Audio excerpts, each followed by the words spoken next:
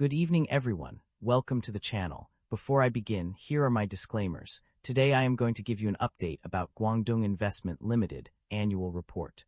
Guangdong Investment Limited is a diversified investment holding company that engages in various businesses and services across different sectors. At the core of its operations are 6 primary segments: water resources, property investment and development, department stores operation, electric power generation, hotel operation and management, and road and bridge. The water resources segment provides essential water distribution and treatment services, including consultancy and machinery sales to mainland China and Hong Kong. The company's property investment and development segment invests in and manages various properties across Hong Kong and mainland China, offering property management services for commercial properties. In addition to these core segments, Guangdong Investment Limited also operates department stores, generating revenue through the sale of goods and concessionaire agreements. Its electric power generation segment supplies electricity and steam to the Guangdong province in mainland China through coal-fired power plants. The company's hotel operation and management segment manages hotels in Hong Kong and mainland China, offering hotel management services to third parties. Meanwhile, its road and bridge segment invests in road and bridge projects across mainland China, engaging in toll road operation and road management. Lastly, Guangdong Investment Limited provides a range of ancillary services through its others segment, including treasury services, marketing management, environmental engineering, and corporate services. With a history dating back to 1973, the company has evolved into a significant player in various sectors across Hong Kong and mainland China. Guangdong Investment Limited maintains a market capitalization of 54 billion, broadly in line with the industry peer group. Guangdong Investment Limited trades at a higher price-to-earnings ratio of 12 times and a higher price-to-book ratio of 1.25 times relative within the industry. While the stock does not screen as absolutely cheap, mixed valuation signals relative to industry peers prevent a definitive conclusion. With the broader industry trading at lower valuation levels, this may reflect transitional pricing dynamics rather than clear mispricing, warranting further analysis of earnings quality, growth sustainability, and balance sheet strength. The leverage on the balance sheet appears elevated, with liabilities of 58% of total assets. This raises some concern, and we should examine the industry and nature of the business to determine whether they justify the elevated leverage. Liabilities have grown faster than assets and equity, which is somewhat concerning. However, asset growth remains positive, suggesting management may be temporarily leveraging liabilities to fund expansion. Shareholder equity has weakened over the past 5 years, accompanied by declining or negative operating income.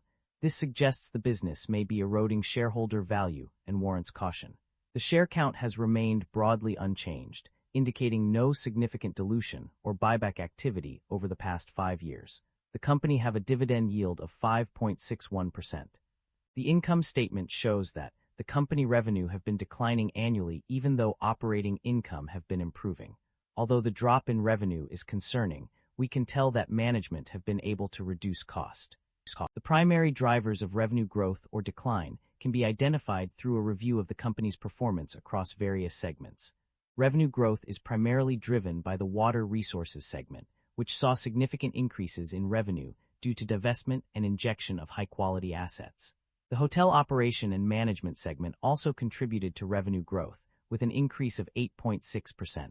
Additionally, the road and bridge segment experienced a notable surge in revenue, rising by 17.5%. In contrast, revenue decline was observed in several segments.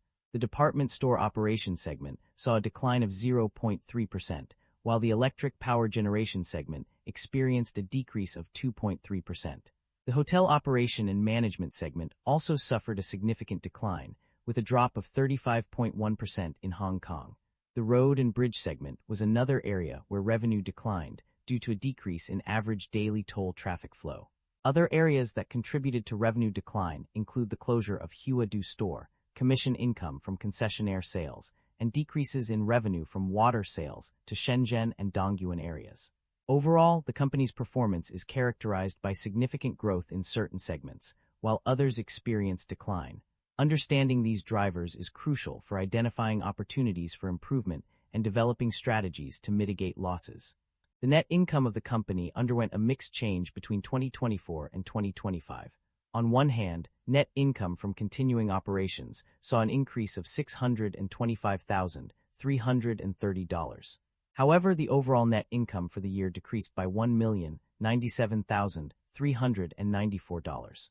Furthermore, when comparing the 2 years specifically, net income in 2025 was $638,084, a decrease of $181,510 compared to 2024. In terms of profit margins, there were positive changes observed.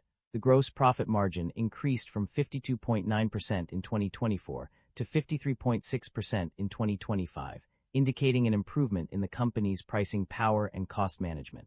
Additionally, the operating profit margin also saw a significant increase from 35.2% in 2024 to 38.8% in 2025, suggesting that the company was able to optimize its operational efficiency and reduce costs effectively. The company's financial performance has shown a positive trend in terms of operating cash flow. According to the provided data, the company generated $476,530 in operating cash flow for the year 2025, which is an increase from the previous year's figure of $479,597. This indicates that the company is successfully generating sufficient cash from its core operations to meet its financial obligations and invest in growth opportunities. The company's debt level and interest expenses have undergone significant changes. Initially, bank and other borrowings saw a decrease from $7,330,175 to $6,252,409. However, this trend was disrupted by the introduction of a Guangdong Holdings loan, which increased the overall borrowing amount to $71,740,000. Meanwhile, fellow subsidiaries' loans decreased from $570,570,889,000 to $162,905,000. Non-current liabilities also experienced a decrease from $16,531,830 to $15,359,183. Lease liabilities saw a more modest reduction from $4,756 to $46,506. In terms of interest expenses, finance costs incurred decreased from $920,816 to $644,879. These changes indicate that the company has made efforts to manage its debt and reduce its financial obligations. The company's performance can be analyzed through its various segments and regions. On a positive note, the department store, water resources, property investment operation, electric power generation and management, road and bridge segments all showed strong performance. These segments are highlighted on pages 10 and 11 of the report. In contrast, some segments struggled to meet expectations. The hotel operations segment was one area where performance was lacking, as noted on page 11. Additionally, the others segment and eliminations segment also underperformed, with these results detailed on page 12. Management's outlook for the company is optimistic, with a focus on growth and expansion. They expect revenue to increase in all operating segments, driven by growing demand from external customers in China. This growth is expected to translate into higher profits, with a projected profit before tax of $5,902,619 in 2025, up from $5,643,561 in 2024. The company is also investing heavily in new projects and acquisitions, including 2 equity transfer agreements worth approximately $193 million. This expansion is expected to drive further growth and increase revenue streams. Management is also prioritizing cost reduction through diversification of products and operating efficiency enhancements. In terms of risk management, the company is taking a proactive approach to mitigate foreign currency risks through multiple strategic approaches.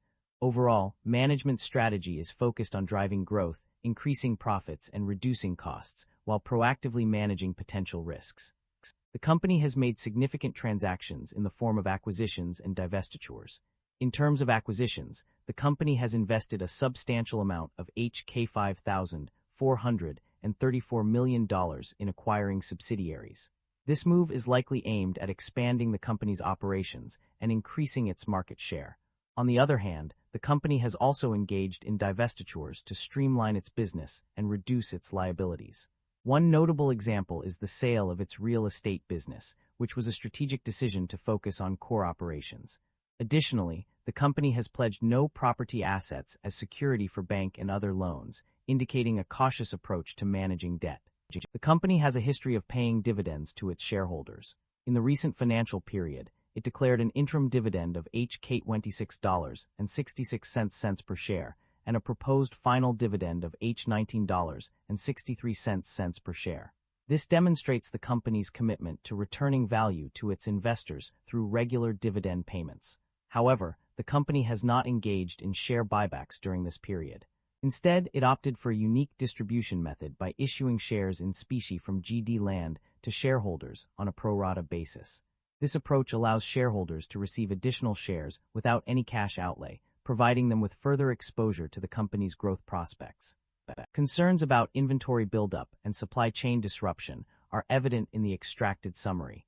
Inventory levels have increased significantly in the department store segment, indicating a potential issue with inventory management. This is further supported by intersegment sales data, which shows a decrease of $91,201, minus 0.6% in 2025. While there is no relevant information provided on supply chain disruption, overall, specific segments within the company's operations do show signs of disruption. The road and bridge segment experienced a significant decline in intersegment sales, with a 99% drop from $264 to $1 in 2025. This suggests that there may be issues with demand or production in this area. However, it is worth noting that revenue from water sales to Hong Kong increased by 2.4%, which could indicate a shift in demand and potentially mitigate concerns about supply chain disruption. Nevertheless, the overall picture suggests that inventory buildup and supply chain disruption are potential concerns for the company. That concludes the financial summary for Guangdong Investment Limited. Feel free to comment below, and I will be happy to answer them when possible.